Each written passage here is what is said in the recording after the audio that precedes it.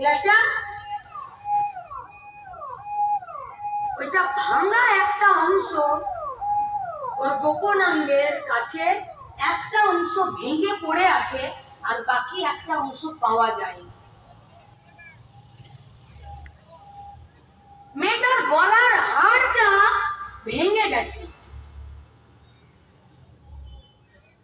মেয়েটার চোখের মনি কেটে দুদিকে রক্ত বেরিয়েছে।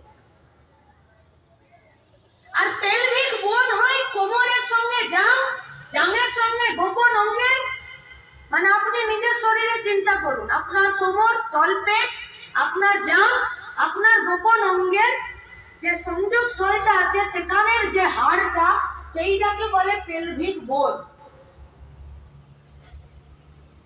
যে কোনো ডাক্তারকে দেখাতে যান, যে কোনো ডাক্তারের সাথে কথা বলুন,